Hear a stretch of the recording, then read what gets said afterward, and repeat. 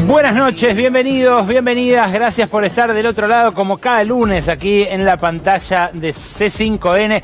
Hoy hasta las 0:30 tenés una cita con una cascada de información.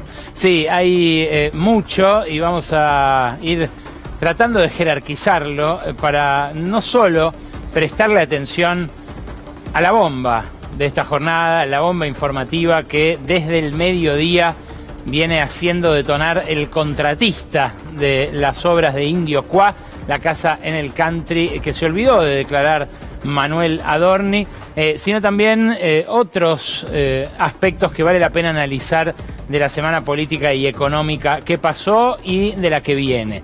Tenemos datos para anticiparles lo que viene, pero por supuesto no vamos a dejar de repasar en un ratito con Gabriela Vulcano este documento que de por sí configura un escándalo que supera cualquier otro de los previos en la gestión de Javier Milei. No por la cantidad, aunque la cantidad ya empieza a arrimarse al $1.000.000 si sumamos todos los gastos que viene haciendo Manuel Adorni desde que asumió como vocero, sino por el detalle, en este caso lo que presentó este contratista, Matías Tabar, de la guita que en efectivo le pagó el jefe de gabinete en el country Indio Qua, en esa casa que al parecer convirtió en una mansión. $245.000, dijo este contratista, bajo juramento, bajo compromiso de decir la verdad, ante el fiscal Gerardo Polichita este mediodía.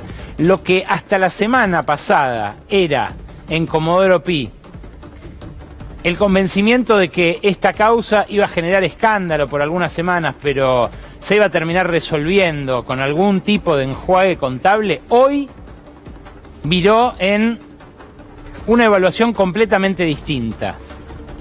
Game over, dicen en Comodoro Pi, después de lo que presentó hoy el contratista. Y game over también pide la diputada Marcela Pagano, que viene brindando mucha información respecto de los movimientos financieros de los Adorni y que lo hace además con cierto conocimiento de causa, porque viene de integrar el oficialismo, de ser electa como diputada por La Libertad Avanza.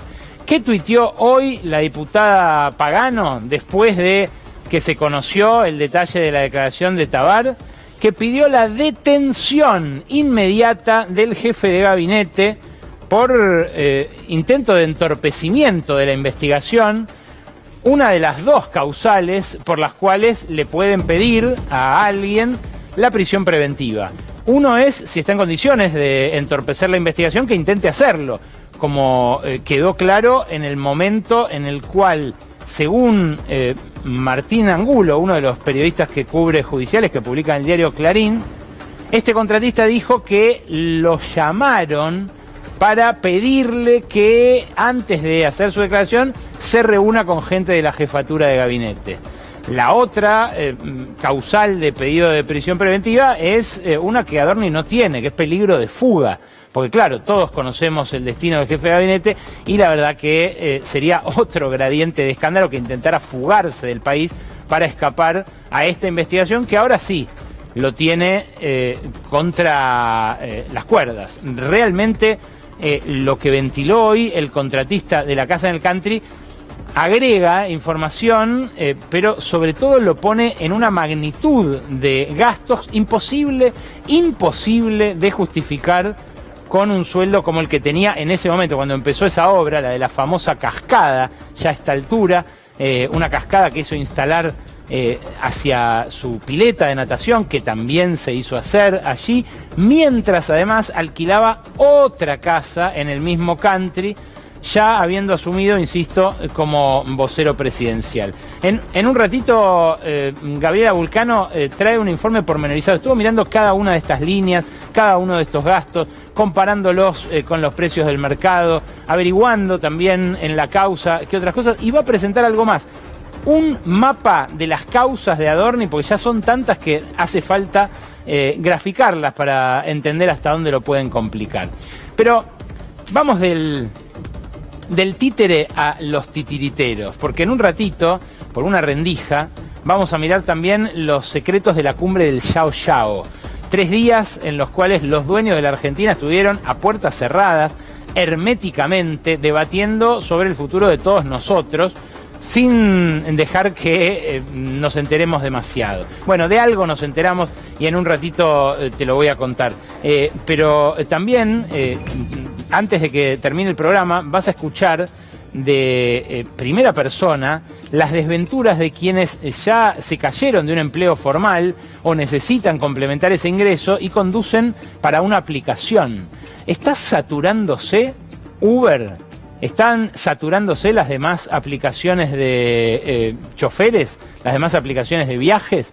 Estoy seguro que hay miles de personas del otro lado que se han descargado la aplicación para hacer algún viaje y que saben de esta realidad que hoy vienen a contar, insisto, de primera mano algunos de sus protagonistas. Pero viene también a hablar con nosotros un empresario nacional, alguien que palpa el consumo también en la trinchera.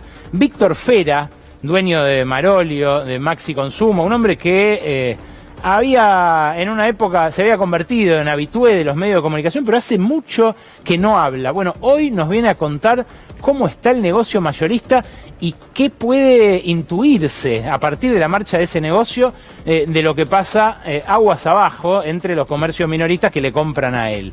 Insisto, en un rato Víctor Fera vale la pena quedarse a escucharlo. Pero arranquemos por algo que este fin de semana, justamente después de la cumbre del Xiao Xiao, se hizo viral.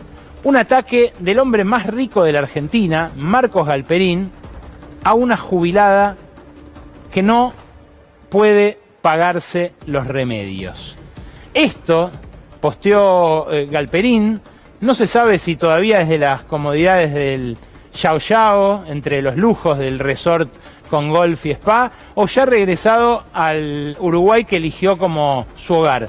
Tuiteó un emoticón de risas, descostillándose de la risa, de este video que ridiculizaba a su vez este usuario, este troll, simpatizante de la ultraderecha, llamado Trumperizar, que ni siquiera pone su nombre y apellido para caerle a esta señora. Mirá lo que decía la señora y de lo que se rieron tanto este tuitero como el dueño de Mercado Libre. Cuénteme, ¿cuál es su noticia?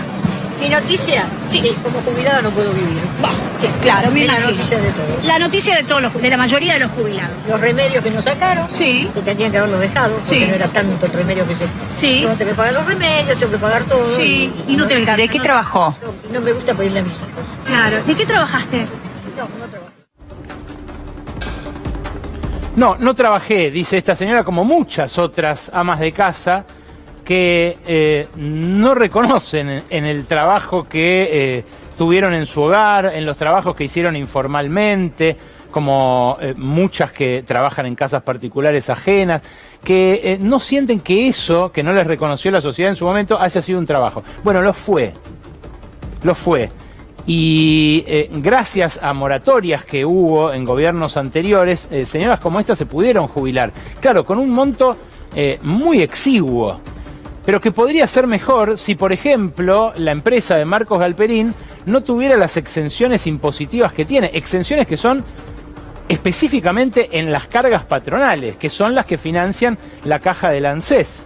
Claro, tuvo en el último ejercicio, según su balance, Mercado Libre, un descuento de 64 millones de dólares en impuesto a las ganancias y de otros 17 millones de dólares en aportes patronales. Beneficios que le garantiza la Ley de Economía del Conocimiento, que dice Galperín, ni necesito con la guita que gano. Bueno, bien que los usa y bien que han hecho subir su acción, tal como él mismo declara ante la Securities and Exchange Commission en Estados Unidos, donde cotiza Mercado Libre. Ahora, al haberse ido a Uruguay, Galperín también ahorra otros 100 millones de dólares al año, por lo menos, en impuesto a los bienes personales. Y empresas de software como la suya, se sabe porque se desprende también de sus balances, que en algunos casos le pagan los sueldos a sus empleados de Argentina en Uruguay. Algo que a muchos de sus empleados le puede haber convenido en el pasado reciente, porque disponían de los dólares crocantes afuera del país, pero que también horadan a ese mismo fisco que le tiene que pagar la jubilación y los remedios a esa jubilada. Claro, después no alcanza para pagar las jubilaciones en Argentina. Y después él se burla, porque dice que esta señora en realidad no trabajó. Hace un ratito volvió a tuitear Galperín.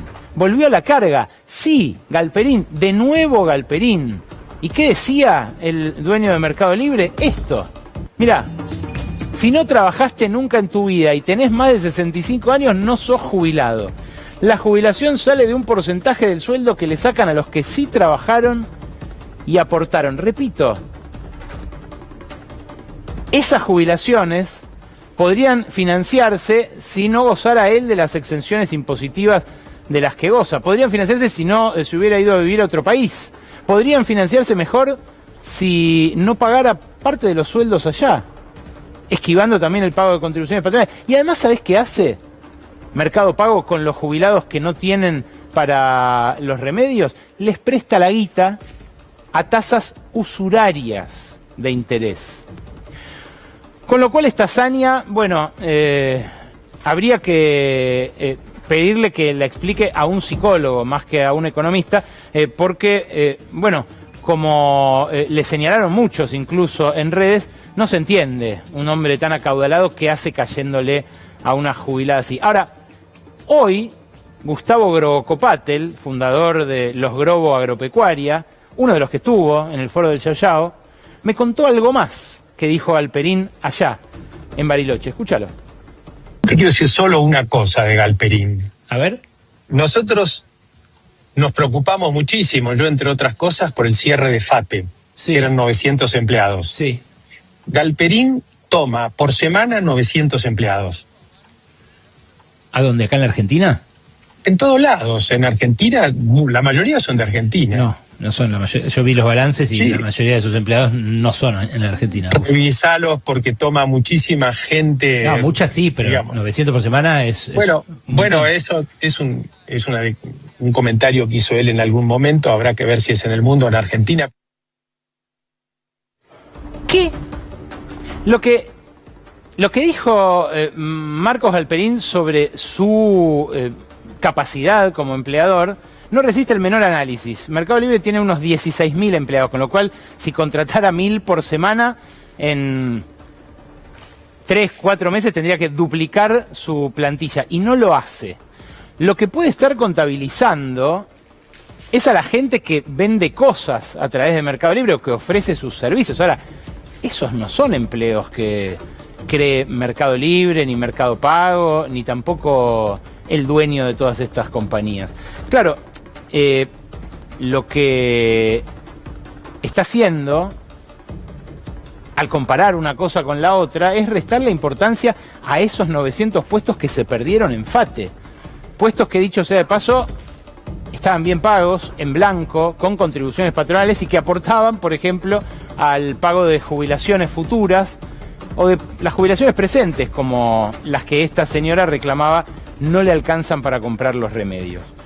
Ahora, hay algo que parece haberse roto entre los jóvenes y esta derecha aspiracional que supo encarnar Galperín en su momento. Él tiene en su cuenta de Twitter un gráfico alusivo al gobierno de Milei, unas cadenas que se rompen del populismo, unas aves que levantan vuelo desde la Casa Rosada, como acariciando la libertad. Pero a Galperín, uno de los que le respondió es un joven streamer, un pibe que se llama Juan Martín Pérez Di Salvo, más conocido como Coscu, que tiene 3,5 millones de seguidores y que los tiene no solo acá en Argentina, los tiene en toda Latinoamérica, en España también. Mirá lo que le puso Coscu en Twitter a Galperín cuando vio lo que decía de la jubilada. Cuando les pregunten si la plata les da la felicidad, acuérdense de este ejemplo. La persona más rica de nuestro país riéndose de una jubilada que no le alcanza para los remedios. Anoche, después de que tuiteó esto, lo llamaron de un canal de streaming y dijo lo siguiente. Creo que muchos pibes ilusionados están transitando o estuvieron transitando esa búsqueda de cambio que obviamente fue un discurso que le sirvió mucho al gobierno actual para para ganar mucho poder en las nuevas generaciones. Y yo creo que de a poco se están despertando, como te digo, yo creo que un joven, y lo digo porque conozco mi público, un joven tiene la chance de poder, viste, como sentir que pasan a todos por arriba, o de detenerse y decir, bueno, hasta acá, con estas cosas ya no. Y creo que ha habido estímulos a lo largo de todo este tiempo que ha pasado, donde muchos han dicho, che, posta, con esto no. Sí, hay muchas cosas que probablemente a quienes apoyaron en un principio la gestión de ultraderecha los hicieron tomar distancia, pero hay una realidad concreta que puede haber provocado el fin de este hechizo. La realidad concreta es que a los varones jóvenes, menores de 30 años, los que fueron la base social por excelencia de Javier Milei, tanto en el 23, cuando fue electo presidente, como el año pasado, cuando revalidó en casi todo el país en las elecciones de medio término, los castigó especialmente, como a nadie diría, la política económica del gobierno de la Libertad Avanza. Mira estos datos. Cuando asumió Milei, la tasa de desocupación de los varones jóvenes de menos de 30 años era del 11,5%. Hoy es del 16,2%. Son las barritas amarillas las que grafican la tasa de desocupación.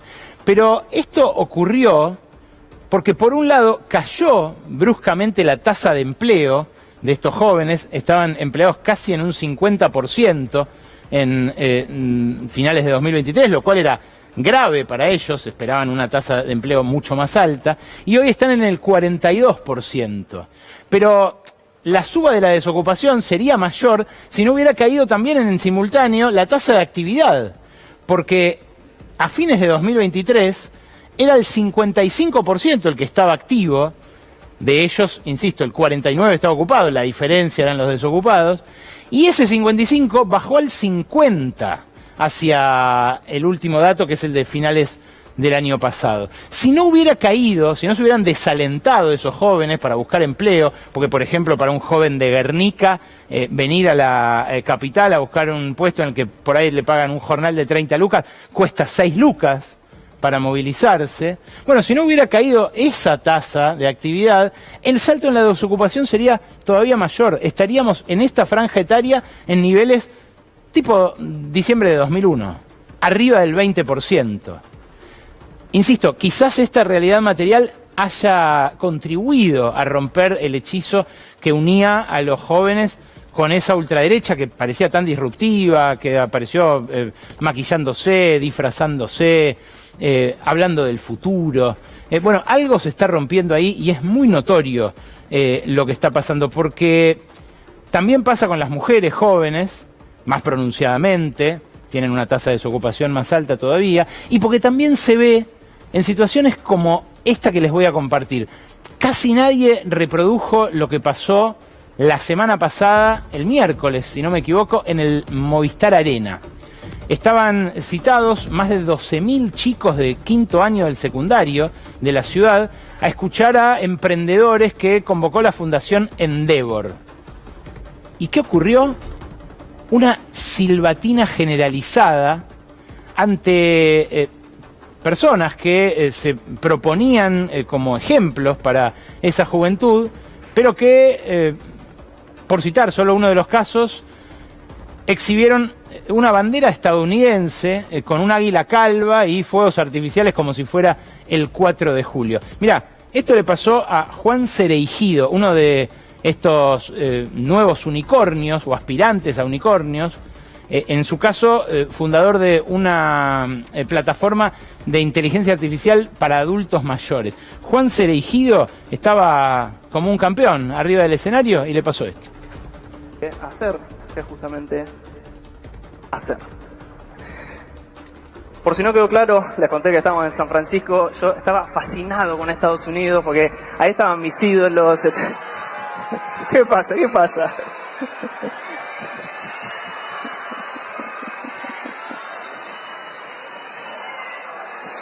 Yo estaba fascinado con Estados Unidos, ahí estaban mis fanáticos, o sea, de quien yo era fanático y las empresas que yo admiraba estaban ahí, dije, por lo menos tengo que hablar en inglés. Yo para ese momento no hablaba muy bien inglés, así que hice lo que cualquier persona en su sano juicio haría para aprender inglés, que era meterme en llamadas random de Skype con gente que no conocía para practicar mi inglés. Para los que me están tratando de viejo, y aparte me silban, Skype era como el Google Meets de ahora, y funcionó. Claro, lo estaban silbando tanto que era indisimulable, incluso desde arriba del escenario. Y los que silbaban eran jóvenes de 16, 17 años. A Martín Migoya, el fundador y dueño de Globant, no lo llegaron a silbar tan fuerte, pero mirá el ejemplo que les dio de cómo se progresa, cómo se arma una empresa exitosa en la Argentina. Pero cuando nosotros empezamos, en el 2003, este ecosistema emprendedor, esta energía por entender qué significa emprender, no existía. Y era muy difícil poder entender qué era emprender. Teníamos que ir a buscar referentes de afuera, de otros países, de Estados Unidos, para poder ver qué significaba emprender. Entonces, cuando nosotros empezamos en el medio de una gran crisis, estamos en un bar con unos amigos tomando un trago y decíamos, che, ¿cómo hacen otros países para hacer que realmente sus jóvenes tengan oportunidades y puedan salir adelante? Y así fue como empezamos a pensar en armar Globant, una compañía que desde Argentina, con el talento argentino, con el talento de nuestros jóvenes, sea capaz de poder crear tecnología para las compañías más increíbles del mundo. Y así fue que ese sueño en un pequeño bar, en una charla, que después fueron 2 charlas y 3 charlas, y después fue un viaje por primera vez a ver, teníamos 2 conocidos, uno que vive en Estados Unidos y uno que vive en Londres, lo fuimos a ver y empezamos muy de a poquito. Con ese desprecio por la Argentina, ese lugar a donde los jóvenes no podían progresar, Migoya les hablaba a los jóvenes estudiantes secundarios de la oportunidad que le apareció tomando un trago en un bar. Claro, tenía un amigo en Londres y un amigo en Wall Street, cosa que a la mayoría de los 12.000 estudiantes que estaban ahí no les pasaba. Es más, a la mayoría de los 12.000 estudiantes que estaban ahí les costaba comprar el almuerzo caro que había que comprarse en los stands del Movistar Arena. Dicho sea de paso, una atención que podría haber tenido el gobierno porteño, por lo menos con los de escuelas públicas, una vianda, un almuerzo accesible, aunque sea a precio para estudiantes. Nada de eso había, y tampoco había, arriba del escenario, muchas experiencias parecidas a las de el padre de alguno de ellos que por ahí tiene una ferretería que se está fundiendo, el otro que puede tener un kiosco de ventana que tampoco vende nada. No, eran todos zares del negocio digital. Como Ariel Sbar, el fundador y dueño de Cocos Capital, que también fue abucheado y fue el que más viral se hizo.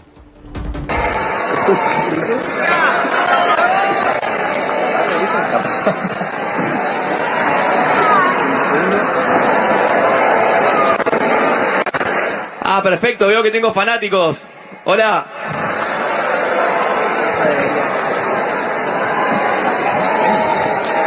¿Pero por qué me dicen vendepatria?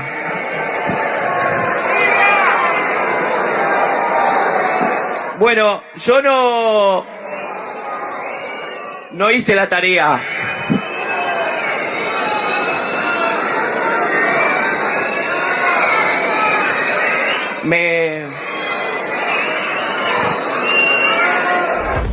Bueno, en fin, un fenómeno social realmente destacable el que se produjo la semana pasada en el Movistar Arena, del cual no quiero extraer conclusiones apresuradas, pero que evidentemente refleja algo parecido a lo que empiezan a mostrar las encuestas.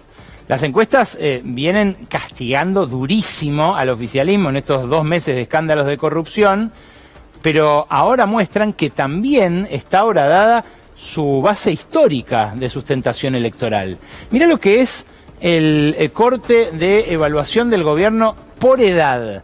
Acá lo que se ve es un desmoronamiento. Solamente entre los jóvenes de menos de 24 años, el rechazo, o sea, la evaluación como malo o muy malo del gobierno, es menor al 50%.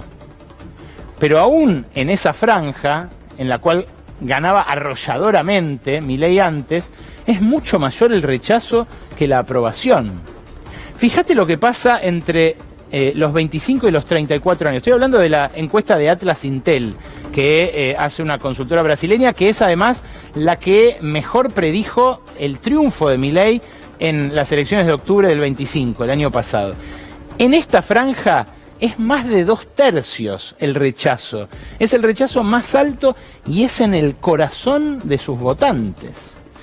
Más allá, entre los 35 y los 44, también se mantiene en 2/3 el rechazo, con una aprobación similar, de apenitas un poco más de la cuarta parte.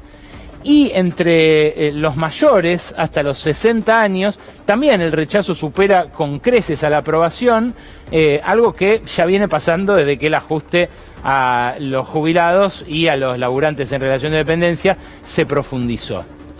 Ahora, lo que estamos viendo es algo realmente novedoso. Algo que, si no fuera por cómo lo bancan los varones en comparación con las mujeres, pondría al gobierno en el umbral de la destitución, en el umbral del juicio político. Fíjate, eso que en términos generales en la sociedad se reparte como 2/3 en contra, 1/3 a favor, entre las mujeres es 70% en contra y apenas 20% a favor. Si no fuera porque entre los hombres se mantiene todavía un 40% de evaluación positiva, menor que la negativa, bueno, los números serían de catástrofe, de alarmas encendidas por todos lados.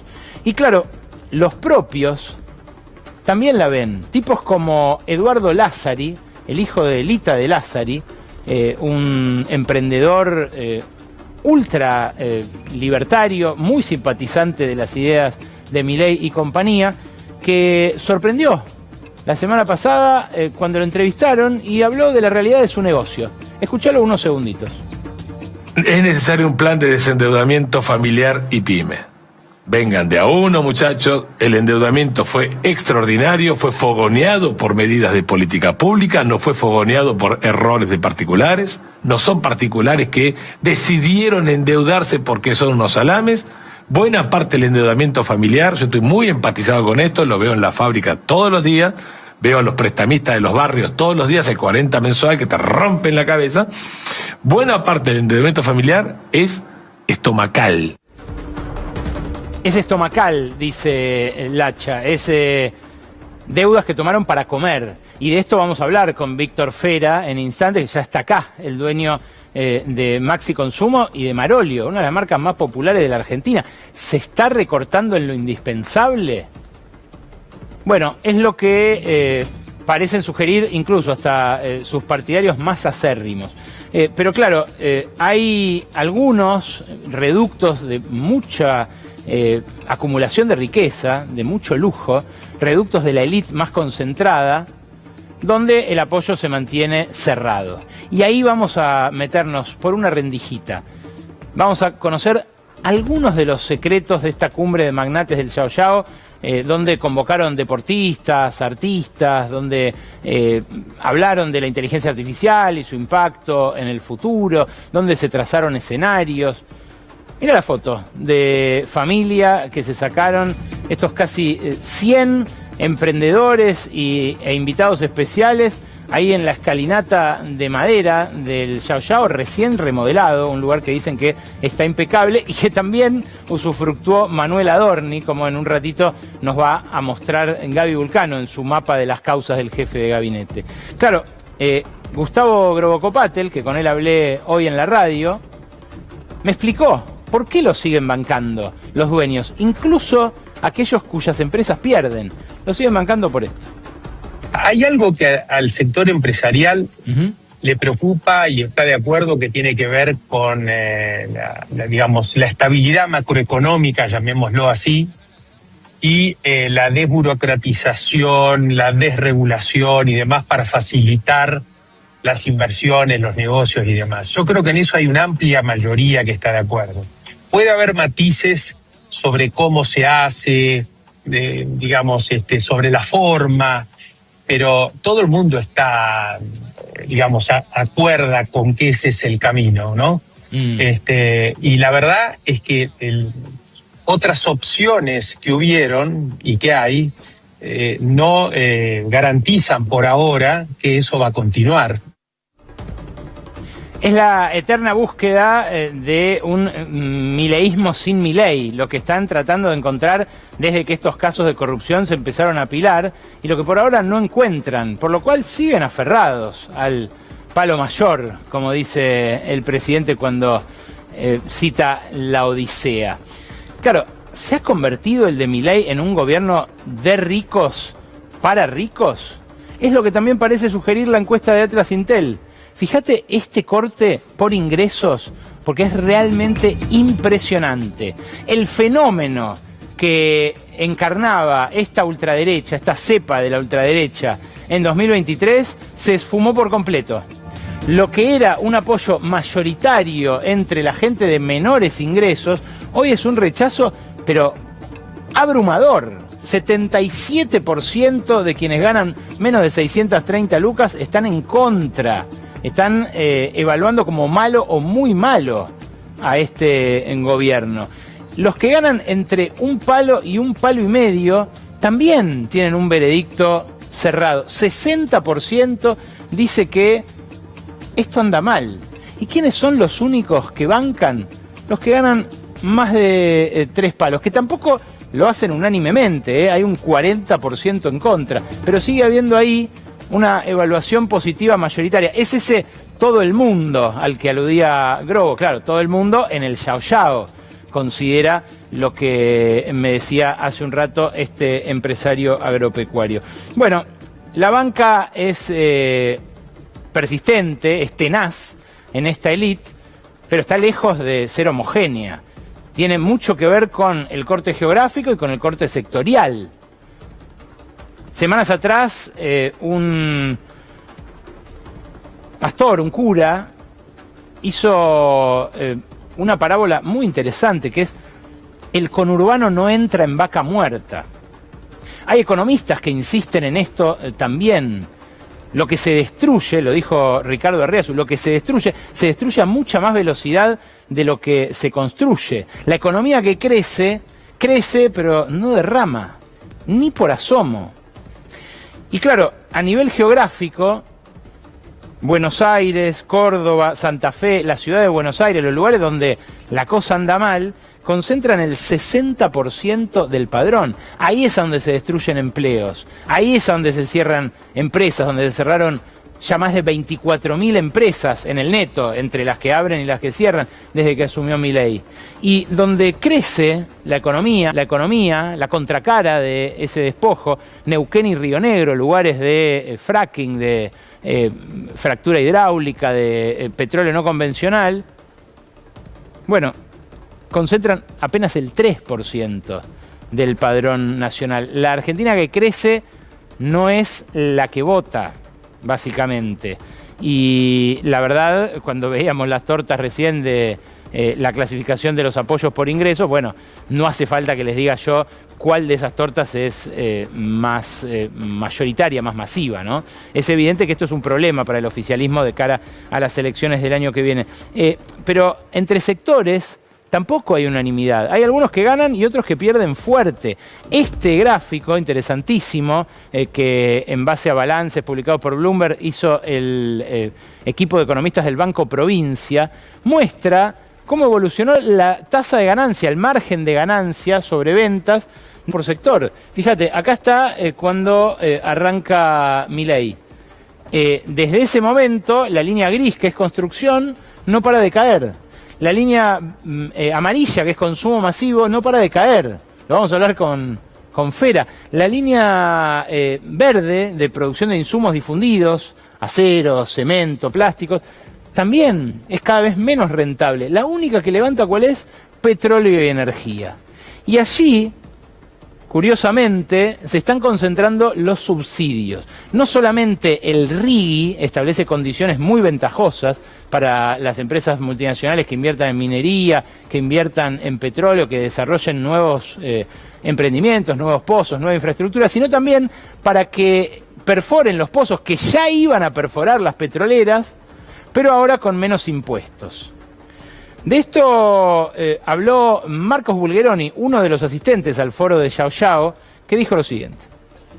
Lo que yo traté de contar en el foro hoy es la gran oportunidad que representa el desarrollo de Vaca Muerta, no solo para lo que estamos en la industria, sino para todo el país.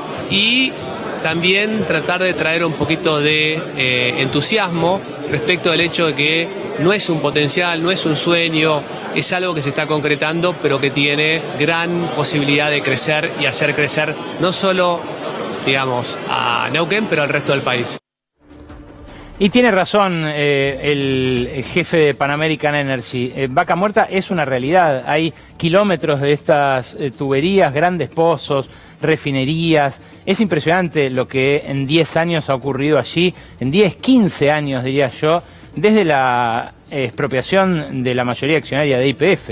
Porque claro, Vaca Muerta es una realidad porque existió esa YPF que invirtió a pérdida en un principio, porque existió una dirección estratégica del Estado para que se produzcan las inversiones allí, y porque incluso durante el gobierno de Macri hubo los subsidios que también supo usufructuar Paolo Roca, que acaba de obtener un fallo judicial que le ordena al Estado que le liquide más de 2.500 millones de pesos por subsidios que le había prometido Nicolás Dujovne, que le había prometido Juan José Aranguren, que cuando tuvo que empezar a ajustar, decidió recortar. La famosa resolución 46. Claro, Milei se puede burlar mucho de Roca, le puede decir Don Chatarrín, lo que quiera, pero desde la Bienal de Venecia, donde está ahora el dueño de Techint, le llegó esta noticia, leyó esta noticia el dueño de Tecpetrol, y seguramente descorchó, porque estaba esperando desde hace tiempo que le reconocieran estos subsidios. Es así como crecen los países. Es con inversión privada, pero con dirección por parte del Estado, con estrategia conjunta, más que nada en industrias como esta, que requieren inversiones millonarias en dólares. Bueno, son cosas que Caputo parece no tener en mente, porque lo que hace es darle, como dice Juan Carlos Alac, profesor de Economía Internacional de la UBA, que analizó muy críticamente la ampliación del RIGI a los emprendimientos de upstream, de perforación petrolera, que ya iban a hacer las grandes empresas. Dice Alac, que es radical, para que nadie sospeche ni de zurdaje ni de peronismo, dice, las restricciones por la falta de infraestructura y las altas tasas de ganancias ya existentes en el sector apuntan a que la elasticidad entre beneficios e inversión sería baja. Es razonable pensar que el RIGI para estos proyectos es redundante, porque estas inversiones, dice Alac, ya se iban a hacer. Es decir, y termino de citarlo, se perderán recursos fiscales por los beneficios otorgados sin demasiado impacto en la actividad. Claro, son millones y millones que están entrando y saliendo en simultáneo del país, porque algo que pocos dicen es que Milei y Caputo están desperdiciando un nuevo periodo de viento de cola para la economía argentina. La suba del precio del petróleo y del gas, por ejemplo, como consecuencia de la guerra en Medio Oriente, va a acarrear miles de millones de dólares extra en exportaciones este año. Y sin embargo, lejos de aliviar lo que uno gasta cuando va a cargar nafta, ese impacto se sintió todo. Lo analizan los economistas del MATE, pero ahora les voy a hablar del mirador de la actividad, del trabajo y la economía, pero empieza a emerger en lo que para muchos es la necesidad de un cambio de gobierno ya. Otra encuestadora que salió después que Atlas Intel es Subán Córdoba. Preguntó, ¿hace falta un cambio de gobierno en Argentina? Mirá lo que responde la gente. Esto salió ayer, 71,2% tiene acuerdo con esta frase. Responde que sí a esta pregunta. Ahora, algunos creen que el gobierno va a caer en sus manos, como en un péndulo inexorable. Lo digo por algunos actos que hubo este fin de semana largo. Algunos creen que no está fresca la experiencia traumática del gobierno anterior, que es 1 y 1. Bueno, no es 1 y 1. Lo que se está incubando es una crisis de representatividad de proporciones. de la cual este gobierno, ni con viento a favor, está en condiciones de salir. Fíjate, ahora sí, la cuenta rápida que hicieron los economistas rosarinos de Mate, del Mirador de la Actividad del Trabajo y la Economía, sobre la guita que entra y la guita que sale de la Argentina. Nunca en la historia de nuestro país había pasado que hubiera 8.500 millones de dólares en un mes de exportaciones. Eso es lo que hubo en marzo. Había arrimado algo parecido en 2022 la guerra de Ucrania, que también hizo volar el precio del petróleo. También en aquel momento subieron los precios de los granos, que Argentina esa temporada produjo en cantidad. Pero fíjate, en marzo de este año se exportó por 8.645 millones de dólares. Lo loco es que en un mes con niveles relativamente bajos de pago de deuda, relativamente bajo también déficit en la balanza de servicios, porque no fue marzo un mes de viajes masivos al exterior. Un mes en el que las empresas colocaron deuda en el exterior y trajeron dólares. Bueno, aún así, con exportaciones récord, las reservas internacionales del Banco Central cayeron más de 3.500 millones de dólares. Acércate un poco a ver si lo llegás a ver. El resultado cambiario contable, ese que se ve al final, ese de 3.514 negativo, es el que surge de detraer todo lo que salió de los 8.645 millones que hay arriba como exportaciones, que fueron, insisto, un nivel récord histórico. ¿Qué es lo que resta? Bueno, las importaciones, obviamente, pero también las utilidades y dividendos que giran las empresas, casi 900 millones de dólares, los egresos por pagos de deuda externa, las dolarizaciones de excedentes por más de 1.500 millones de dólares. Es un modelo que, aunque genere muchos dólares, los consume por la vía financiera. Y los consume de un modo muy veloz. Por eso es que esa banca del círculo rojo concentrado, digamos, de la élite dentro del círculo rojo, es una banca cada vez más tenue, porque se dan cuenta de que el problema no es la falta de dólares, es que los dólares que entran no se quedan acá. Y no se quedan acá para perjuicio, por ejemplo, de tipos como Julian Weich, cuyo testimonio quiero compartir para cerrar este editorial, porque lo virtió ayer en un muy popular programa de televisión. Escúchalo. Una empresa con ciencia, hace 16 años, de agua, que tenía agua, puré de tomate, arroz, pintura. La voy a cerrar. ¿Pero por qué? Porque no funciona. Porque se acabó el consumo, o sea, el consumo no alcanza para que yo esté dentro del consumo general y pueda donar la mitad de las ganancias como originalmente se hizo. Lo hice durante 15 años, ya el año pasado no doné, y este año, como no voy a donar, ya me parece vergonzoso vender productos diciendo que dono la mitad de la ganancia y que no dono. Ya está. Y no donás porque lo que te cuesta. No, porque sostener. No entra plata. Claro. Y eran productos de primera necesidad y de buena calidad. Pero inclusive los que me ayudaban, muchos, ya es como que no tienen ni ganas de ayudarte porque están más preocupados por otros temas que por ayudarme a mí a vender. Y yo no le ocasiono ni gasto ni me tienen que donar nada porque es una empresa, no es una fundación. Pero lamentablemente la tengo que cerrar. Clarito, ¿no? De esto vamos a hablar con uno de los empresarios más importantes del consumo en la Argentina. Quédate porque es después de estos segunditos de besos. Víctor Fera, gracias por venir a La Ley de la Selva. Buenas noches. Buenas noches, ¿cómo te va? Es un honor recibirte y después de mucho tiempo de no participar en los medios. ¿Lo escuchaste a Julian Weich? Sí. Y es cierto lo que dice. Lamentablemente tenés que ir a vender, te cuesta mucho trabajo poder vender y es difícil la situación, o sea que no hay mucho para hablar. ¿Vos vendés barato, Víctor? Yo vendo barato. O sea, no es vendo barato, vendo al precio justo, que es dos cosas distintas entre vender barato y tener un precio justo. Nosotros invertimos mucho en producción hace mucho tiempo, por supuesto hubo épocas que no fueron buenas, esta no es que sea mejor, pero es una época donde tenés una ventaja competitiva en la cual vos estás vendiendo un producto que producís y vendés. O sea, nos da alguna ventaja competitiva como para estar unos puntos por debajo de la competencia. Pocos productos, pocas marcas más instaladas en la sociedad argentina. No voy a hacer el cantito porque... No, porque esto pero no es una bueno, sí, publicidad. está muy asociada a la gente, muy asociada a todo el universo de nuestro país, y hemos pasado alguna frontera también, Paraguay, que estamos exportando. Está bien, pero si a vos te cuesta mucho vender con ese target, con ese No precio... mucho, muchísimo. Bueno, entonces quiere decir que los productos de primera necesidad no se están vendiendo. No, en realidad hay una baja en el consumo, no hay ninguna duda. Pero Milei dice que está en niveles récord el consumo. Hay productos que por ahí estarán en otros niveles. El consumidor hoy no tiene la plata suficiente, ni la carne, ni para comprar la carne. Hoy la hacienda está un poco más alta de lo normal. Ha caído el consumo de carne en Argentina.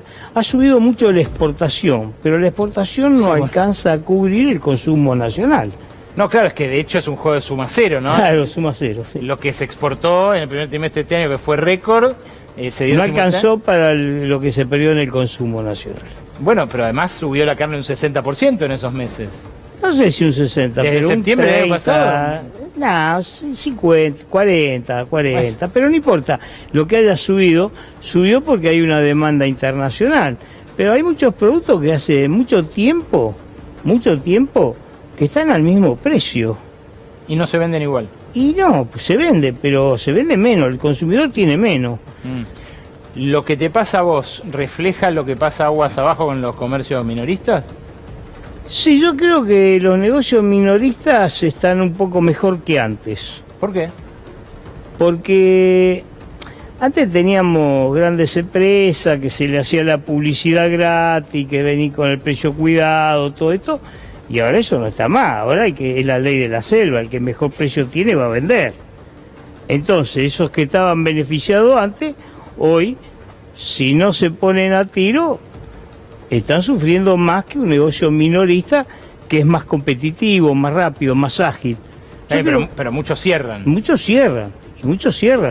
Y cierran también bocas grandes y cierran muchas cosas. Yo he visto la encuesta que hace el INDEC entre los supermercadistas, entre los mayoristas, y una de las preguntas que hace es si alguno piensa en contratar más gente. Nadie responde que sí. Al revés. Claro que no, la gente no piensa en contratar más gente, y eso es un gran error. Cuando nosotros no queremos contratar gente, cuando nosotros no queremos invertir, porque yo he hablado de esto ya en otra oportunidad, viste que se habla de que el dólar está barato, que está bajo precio, es el momento de invertir. Sí. Ahora, cuando vos querés invertir y dar 500 puestos de trabajo y te empiezan a poner piedra en el zapato, una persona como yo, ¿qué hace? Va, sí, no invierto.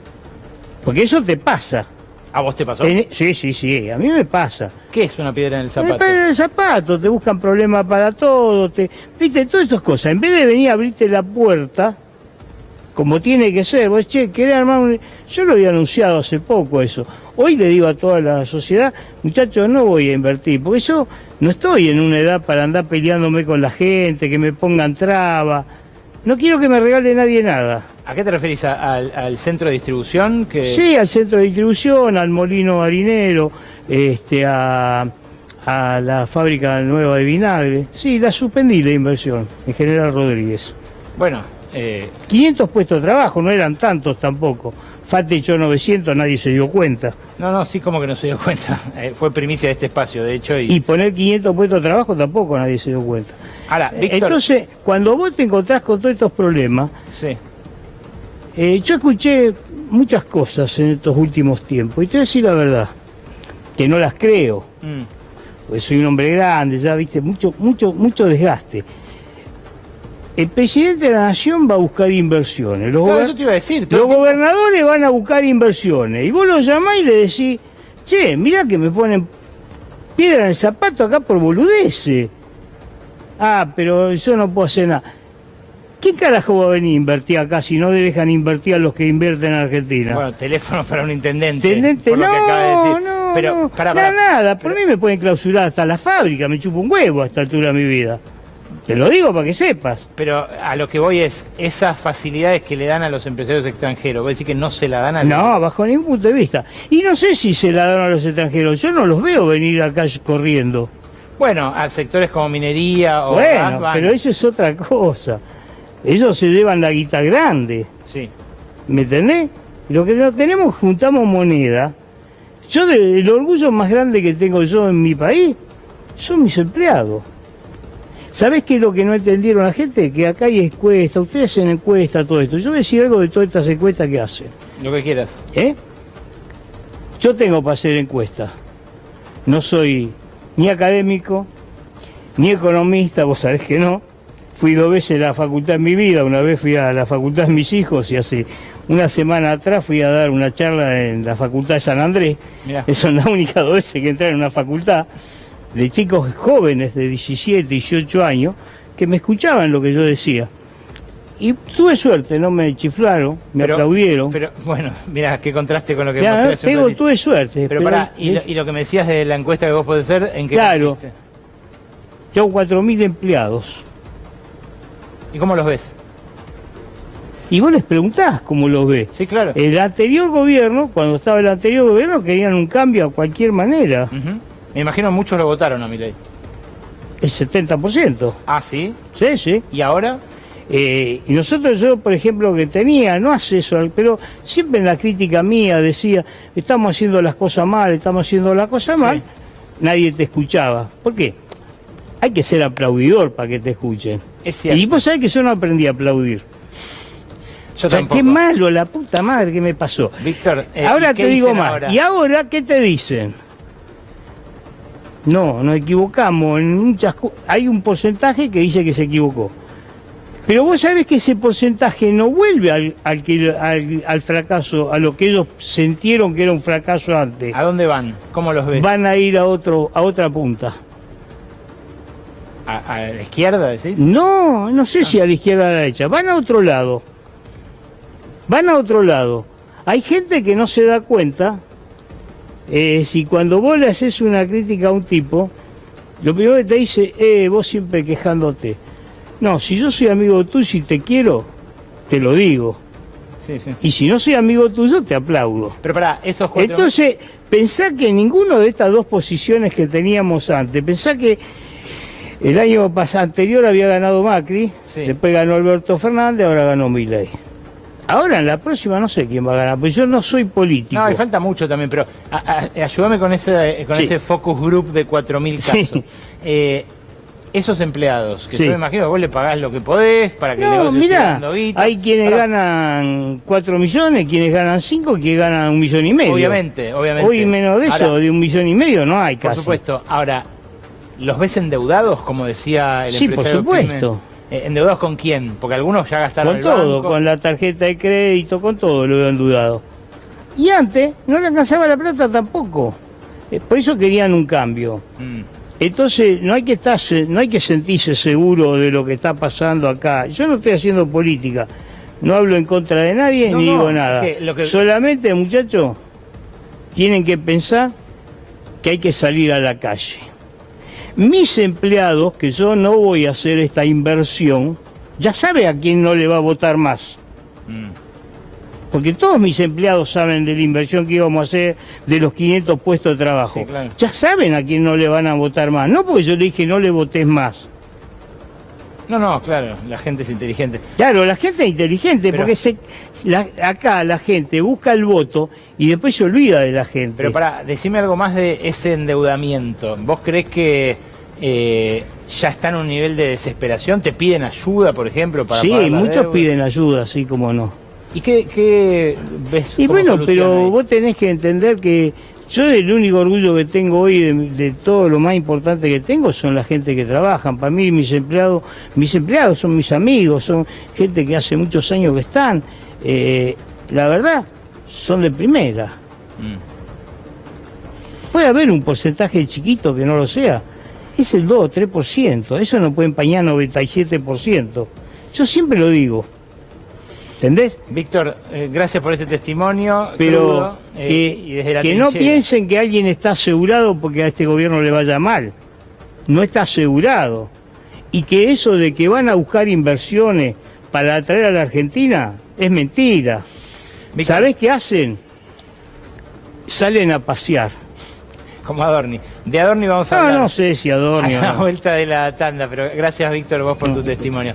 Quédate, porque tenemos un informe detallado de lo que hoy se convirtió en una bomba en Comodoro Pi sobre el jefe de gabinete. Hasta las 0:30 rige la ley de la selva. ¿Qué programa, señoras, señores, tenemos hoy? Por favor, altísimo voltaje el testimonio de Víctor Fera sobre el desplome del consumo. Mucha gente del otro lado todavía a estas horas de la noche. Y el plato fuerte, Gabriela Vulcano, con una cascada de información que complica al jefe de gabinete, Manuel Adorni. Perdón que hice de vuelta el chiste, Vulcano, ya sé que está gastado. Bienvenida, buenas noches. ¿Qué tal, Ale? No te voy a decir que me spoileaste el tema, porque realmente a esta altura estamos frente a una cantidad de denuncias que te digo que realmente están preocupando al entorno de Karina Milei, de Javier Milei. Son cada vez más los funcionarios que están diciéndole hasta qué momento van a seguir aguantando esto, aguantando tener un jefe de gabinete que está denunciado cada vez con más cosas. Y ahora nos enteramos, a partir de la declaración de Matías Tabar, el contratista que llevó adelante las refacciones en la casa que tiene Manuel Adorni en el country Exaltación de la Cruz. Sí. Un montón de cosas, entre ellas que Adorni decidió gastarse $245.000 en refacciones. Y no solo el monto global impacta el desglose y el detalle. Ale, algo importante para tener en cuenta. La casa, según lo que consta en la documentación, Adorni la pagó $120.000. A eso hay que sumarle estos $245.000 que puso para refaccionar su casa, obviamente para darse los gustitos que se ve que en algún momento dijo: si tengo mucha plata, me los doy. Me los doy. Bueno, se los dio.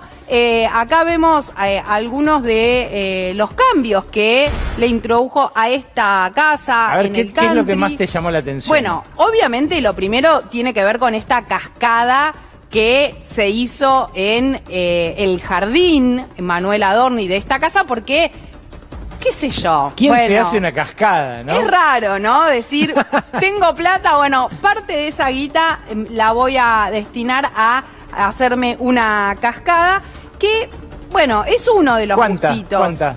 3.000 creo, ¿no? La cascada, $3.500. $3.500. $3.500, bueno, cada uno los gasta en lo que quiere, si los tiene. No, pero eso se agrega a la pileta, que fueron otros... Claro, después tenés lo que tiene que ver con la calefacción para la pileta, sí, que son $9.780. También tenemos la parrilla. La parrilla tiene dos cosas, una parte que es la parrilla frente, sí, y después todo lo que es la construcción de la parrilla. Ah, 6.500 más 7.300 Claro. dólares. O sea, como casi $14.000 en la parrilla. Bueno, tenés que... ¿Qué por parrilla eso, será, no?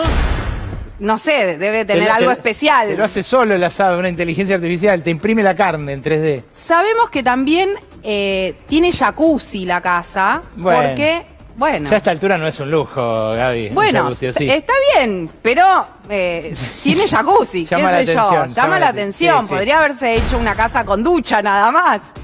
Bueno, tiene mirá. apoya cabeza el jacuzzi, por eso nos damos cuenta que Lindo detalle. la casa viene con jacuzzi. Claro, lo que pasa, Gaby, es que él, en todo caso, si fuera dinero bien habido, podríamos discutir el buen gusto de la cascada o no, pero el problema no es en qué se lo gastó, el problema es de dónde viene ese dinero. Claro, eso obviamente, más allá de los gustos que cada uno pueda tener, Sí. el problema no es ni la cascada, ni el jacuzzi, ni tampoco que él pueda, como funcionario, darse los gustos que quiera o comprar lo que quiera, siempre que pueda justificar estos gastos. Ahora te voy a ir contando un poquito más sobre Adorni y sobre los gastos que hizo hasta el momento, pero Ale, algo importante sobre esto también.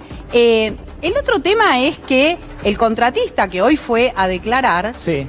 dijo que Adorni intentó comunicarse con él antes de que fuera a Comodoro Pi, y lo que le dio a entender es que le quería brindar algún tipo de asesoramiento por si lo necesitaba al momento de ir a declarar. ¿Eso se lo contó al fiscal Polichita? Eso se lo contó Tabar al fiscal Polichita. Le dijo que había sucedido eso, le dejó su celular para que pueda ver los intercambios de chats que tuvo con Adorni y toda la documentación. A partir de esto, la diputada Marcela Pagano publicó en redes sociales un tuit donde pide la detención de Manuel Adorni por entorpecimiento de la investigación. Lo que dice es que hay que aplicarle la doctrina Irursum, básicamente es la prisión preventiva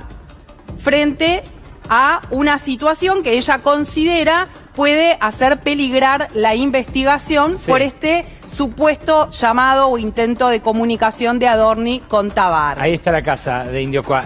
A ver, es una chicana lo de la doctrina Irursum, porque primero no tiene estatus de doctrina, fue algo que al revés, se acuñó críticamente para ese camarista que decía que metía presos a los funcionarios kirchneristas durante el macrismo porque tenían poder residual para entorpecer las investigaciones. Eso fue lo novedoso de Irursum.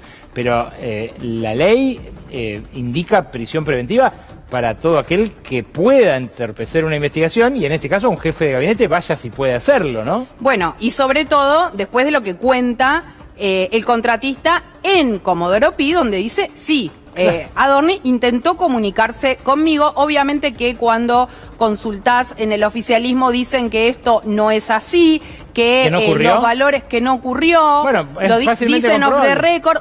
No, y sobre todo si están los chats donde Tabar muestra este intercambio con Adorni, se puede saber claramente si esto es así o no. Claro. También lo que dicen es que no se gastaron esta cantidad de dinero desde la familia Adorni en las refacciones de esta casa. ¿Y por qué no lo dijo en la conferencia de prensa del mediodía? Todavía no estaba la información. Está bien, pero él podía haber dicho... anticiparse, pero viste que él trata de hablar de generalidades, de no especificar. No, bueno, está bien, pero así es como ya el 80% de la gente lo cree culpable, ¿no? Ale, la que se metió en todo esto fue Victoria Villarruel. Nah. Sí. Con un chistecito, si se quiere. Acá Villarruel saluda a alguien que le dice, che, acordate de saludarme, y ella le pone feliz cumpleaños atrasado, que tengas una cascada de éxitos este año. Hay que reconocerle talento para la maldad. Obviamente se montó sobre esta situación, es la manera de ella para tratar de diferenciarse del gobierno de Javier Milei, de un gobierno que dice, por un lado, Villarruel no tiene nada que ver con nosotros. Ella un poco está cada vez más tratando de mostrar esta diferenciación. Ahora, Ale, algo importante de Adorni, vos me dirás, bueno, 245.000 en refacción. No, no es solo eso. Bueno, ¿cuánto lleva más o menos gastado ya? Algunas, y acá lo pongo entre paréntesis, con algunas deudas, contando las deudas que tiene. Yo hice algunos números y me da $801.000. Esto es en total, entre viajes... Sí. Compra de inmuebles y refacciones a algunos de estos inmuebles. Ahora te voy a ir detallando. Perdón, y el auto, el Jeep que se compró por $30.000 sin vender el anterior. Ahí está, mira, no te lo conté al Jeep, sumaste en vivo otros 30.000 más, son $831.000. Es una montaña de guita, Gaby. Ale, es imposible que lo justifique ganando lo que ganaba cuando se hizo esta obra. Cuando se hizo esta obra de Indio Qua ganaba menos de 3 palos de bolsillo. Dos cosas. Durante su gestión, la mayor parte del tiempo ganó más o menos 3,5 millones promedio. Ahora está ganando casi el doble. Pero además, en la última declaración jurada de él, dijo que tenía $48.000. ¿Cómo haces para multiplicar por 20 esos $48.000? Bueno, así rápido te digo, de la casa del country en Exaltación de la Cruz tenemos $120.000 más $245.000 de la refacción. Del departamento de Caballito, lo que cuentan, lo que dicen que está en la documentación es que pagó $230.000 con las prestamistas, las jubiladas que le prestaron el dinero, pero $230.000, más 65.000 en negro que le adeuda a uno de los hijos de las jubiladas por las refacciones que se hicieron en ese departamento. Ya nos olvidamos que también hizo refacciones en el departamento de la calle Miró. Pero además, perdón, buena parte de esto en efectivo. Los testigos que fueron a declarar bajo juramento ante Polichita que le cobraron cosas, todos hablan de efectivo en dólares, ¿no? Sí, todo en mano, en dólares, y lo mismo con los viajes. Bueno, para ir tratando de ver esto, el departamento de Parque Chacabuco, $100.000 de hipoteca, lo que fue el vuelo a Punta del Este, calculan más o menos $10.000, el viaje a Nueva York de regreso con su esposa Bettina Angeliti, también $10.000, el viaje a Aruba, $15.000, y el viaje a Bariloche calculá más o menos unos $6.000. Con esto llegamos a este número, más la camioneta que sumaba, sale a $831.000. Ahora, ¿esto es un hecho aislado? Porque un poco lo que quieren hacer aparecer algunos en el gobierno, también off the record, es que es un hecho aislado el de Adorni, ¿no? La manzana podrida. Bueno, en realidad empezamos a ver en el gobierno de Javier Milei que está lejos de ser un hecho aislado. Ahí tenemos la fotito de Adorni con todas las causas, las denuncias que tiene, pero después tenemos a Karina y Javier Milei con la causa Libra, donde el presidente de la Nación promocionó una criptomoneda que derivó en una estafa. Ahí tenés y está siendo investigado por eso. Tenés a Diego Españolo con la más masiva y cuantiosa de las estafas, la del 3%. Que él denunciaba elevaba a la Secretaría General de la Presidencia de las compras de la Agencia de Discapacidad. Así es, por la compra de medicamentos, donde se lo escucha a Spagnuolo hablando de esto y de las coimas de este 3% para Karina Milei, que está procesado en el caso de lo que es ANDIS de la Agencia Nacional de Discapacidad. Spagnuolo estuvo hace muy poquito, la semana pasada, en Comodoro Pi, decidió no declarar. Tenemos también a Andrés Vázquez, el titular del ARCA, que le encontraron que no declaró 3 departamentos que tiene en Miami por $2 millones. En Casa de Herrero. No lo declaró ni ante el organismo que él preside, ni tampoco ante la Oficina Anticorrupción. De Reidel, de Demian Reidel y el escándalo de las tarjetas en Nucleoeléctrica Argentina, la empresa dueña de Atucha, no llegamos a ocuparnos en el programa de hoy de tanto material que había. Pero el tipo se gastó, él lo niega, pero tarjetas corporativas que solo usaban los directivos como él, se gastaron miles de dólares en free shops, en bares, en discotecas, en lugares turísticos.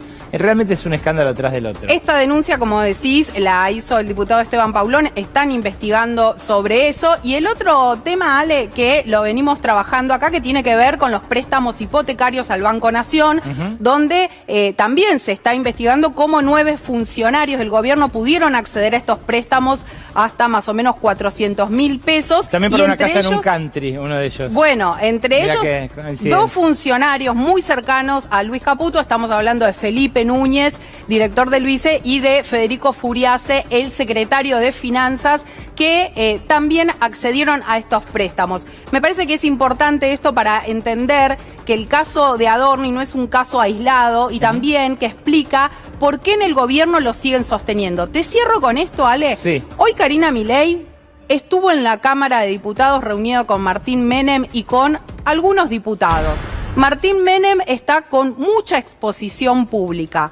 Algunos dicen que lo están preparando por si llega a ser necesario un nuevo jefe de gabinete. Guarden este segmento, guarden esta columna de Gaby Vulcano que suele tener muy buena información de allí dentro. Gracias por esto, un poquito de humor y vamos al cierre con 2 profesionales que ahora conducen en aplicaciones, hacen viajes como choferes para esas aplicaciones, pero que tampoco les está rindiendo para vivir.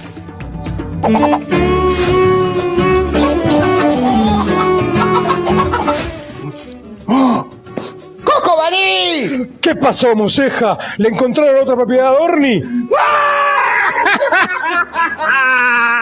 No entiendo. No, Coco, te quería proponer algo nuevo. Mientras no sé invertir en una criptomoneda, estoy, No entiendo. No, viste que ahora está de moda que los títeres reaccionen a videos. Oh, sí, toda una novedad. Bueno, ¿no querés reaccionar a videos conmigo? Pero nosotros no somos títeres. ¡Somos gansos! No entiendo. Bueno, dale, mándale play. Ahí va. Uy, mira. El Jabo es un Playmobil. No, es un Lego. ¿Un Lego? Un Lego, sí, una persona que entiende poco o nada de un tema determinado. ¡Ah! ¡Se parece al Jabo! Sí, no puede articular nada. ¡Ay! ¿Está levantando los ladrillos? Sí, es lo más cerca que va a estar de la obra pública. ¡Ay! Y tienen los colores de Argentina. Debe ser porque el país es como un juguete. Ideal para regalo. ¡Ah! ¡Mirá! Se está diciendo feliz día del trabajador a sí mismo. Y sí, como influencer, no para nunca.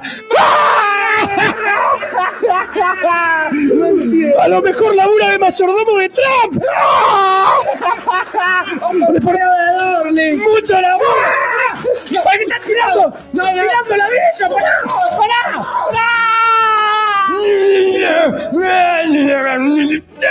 ¡Vayan a laburar!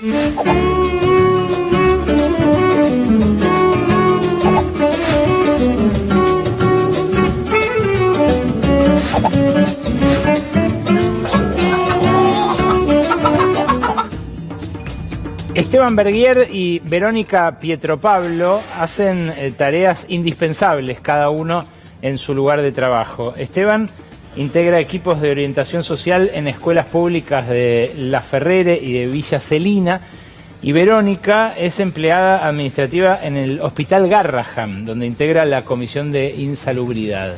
Ambos tienen que complementar sus ingresos como choferes de aplicación, y lo hacen desde hace ya un tiempo, pero cada vez con más problemas para que eso complemente justamente sus ingresos y les garantice el sustento. Gracias por venir a ambos, Esteban, Verónica. Cuéntenme, ¿hace cuánto que debieron empezar a complementar sus ingresos así? Y yo empecé el año pasado, en enero. ¿Vos? Yo hace un año y medio más o menos, sí, en mitad del año pasado, a mitad del año anterior, empecé también. Primero no me terminaba de alcanzar, entonces empecé con unas horitas y después cada vez empezaba a ser más difícil y pasó a ser más horas y llegó un momento donde laburo de lunes a viernes, los sábados y domingos me los dejo para mí, pero 4 o 5 horas cuando termino las 8 horas de trabajo en las escuelas. O sea, todo el día. Todo el día. ¿Vos también tuviste que ir incrementando las horas, Verónica? Claro, yo empecé primero con un emprendimiento porque en el 2024 yo empecé la carrera de radiología.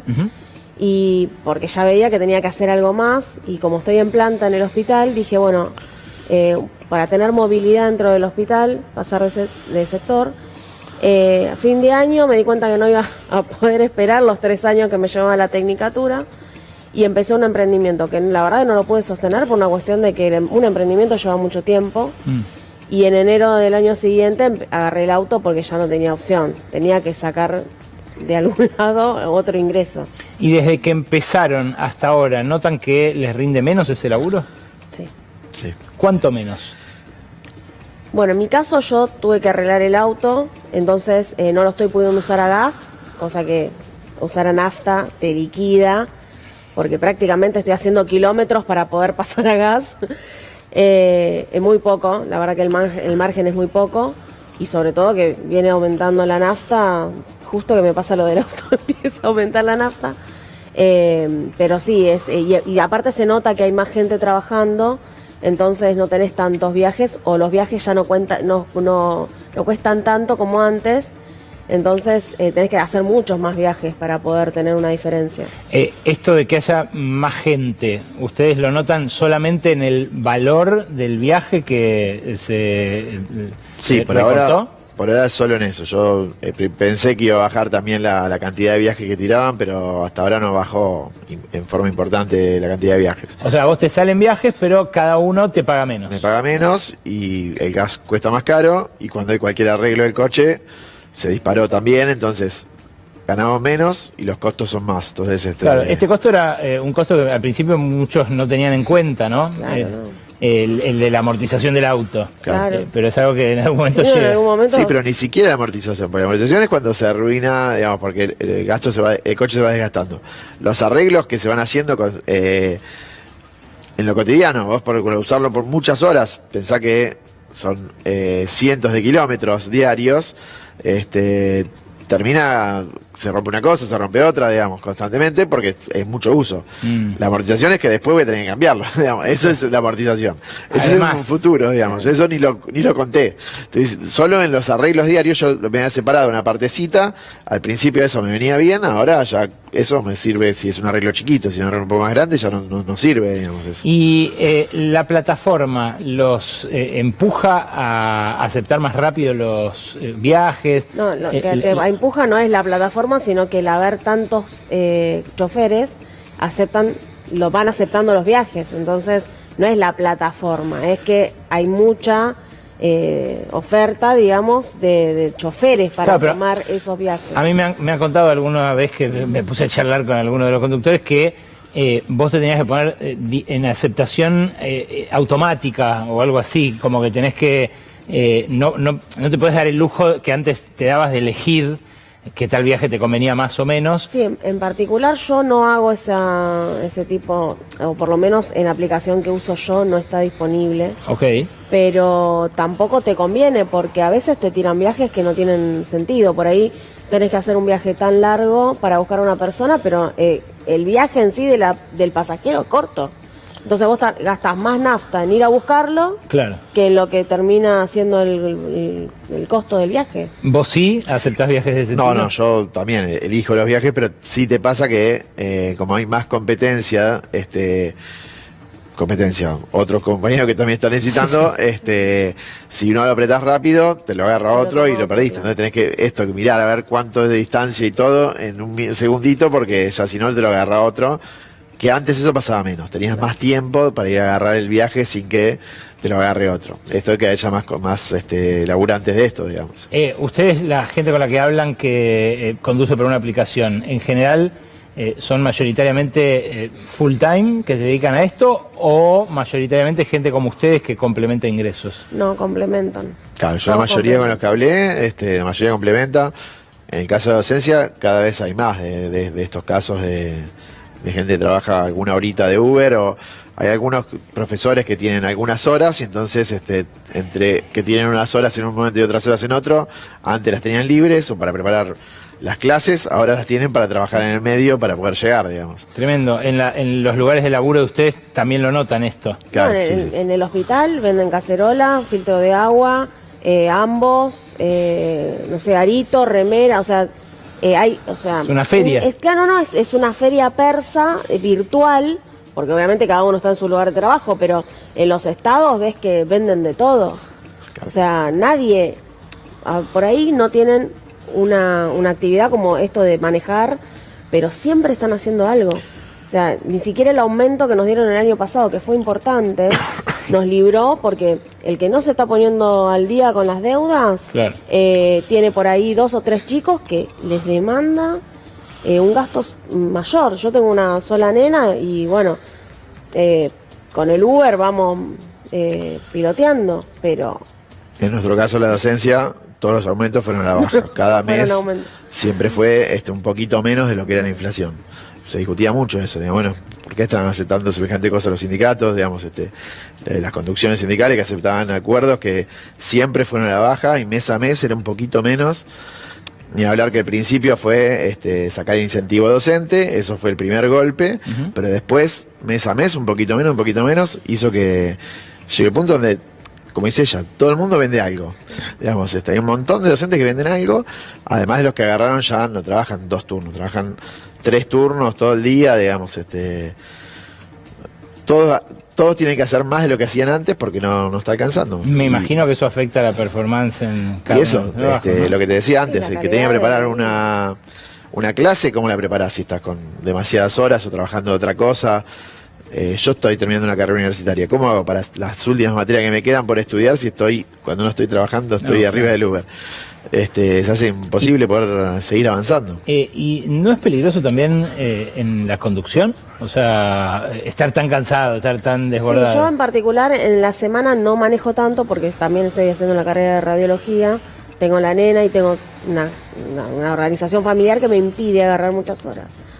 Pero por ahí una tarde que tengo libre y después es el fin de semana, aprovechar a la noche y salir a manejar. O sea, lo mío más que nada es el fin de semana, porque justamente esto, me levanto a las 5 de la mañana, porque vivo en La Ferrer, tengo que ir hasta Parque Patricio, lo que empecé a hacer hace poco, que no lo estaba haciendo, cuando no viajo con la nena, salgo mucho más temprano, en vez de salir a las 6 de la mañana, salgo a las 5 o 4 y media, y engancho viajes que vienen para Capital. Entonces recupero la nafta desde acá hasta acá, y de paso por ahí hago un manguito. O sea, pero es ya una locura. Es como que monetizar todos tus minutos. Sí. Es una locura. Estar pensando todo el tiempo, decir, bueno, ¿cómo me traslado hasta allá? Pero gano. Pues sí, me quiero trasladar tranquila e ir a buscar a la nena del colegio. Sí. Todo el tiempo estar buscando de qué manera que no te afecte o no salir perdiendo. En esas otras... ¿También se está agotando el mercado? O sea, así como ustedes notan que hay viajes más baratos porque hay más competencia, porque hay cada vez más gente volcándose a esto, el que vende ollas en el Garrahan, ¿vende efectivamente? Pero, claro, yo creo que en algún momento se agota también esto del emprendedor, digamos, porque vos le vendés a toda tu periferia y después tenés que es lo que a mí me frenó en su momento, porque yo me tenía que dedicar a redes full para ver si expandía eso, pero también tenía que dedicar tiempo a producir, que eran almohaditas térmicas, artesanales. Bueno, pero todo eso, que es muy bohemio, sí. Te lleva tiempo, no es soplar y hacer botella, tenés que ir a ferias, tenés que involucrarte en un mundo. Y la verdad que es terrible, porque estamos abocados a esas cosas y no estamos abocados, que qué sé yo en mi caso soy administrativa, pero un profesional...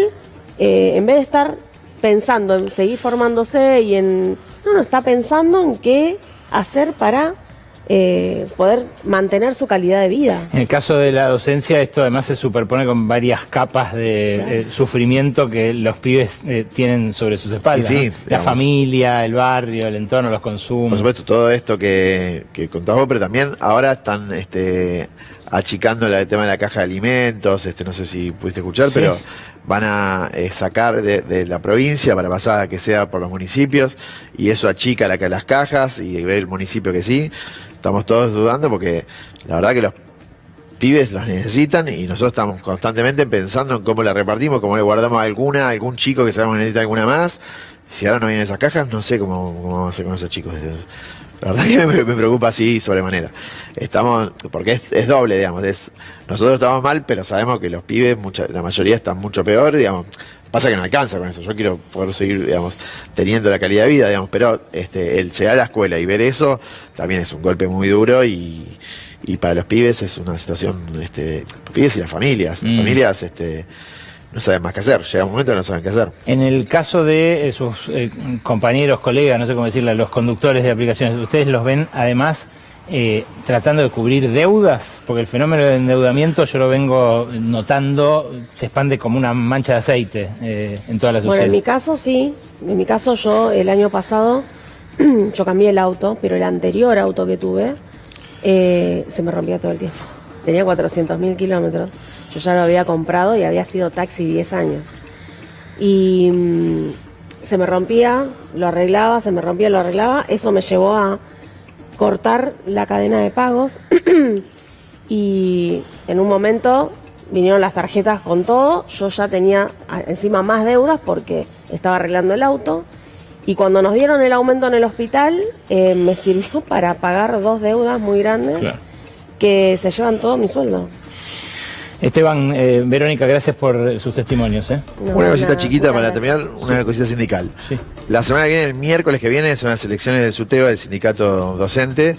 Y bueno, quería pedir a los docentes que son afiliados al sindicato que vayan a votar y que voten a la multicolor para tratar de que haya un sindicato que nos defienda de una vez por todas para tratar de mejorar la situación nuestra, ¿no?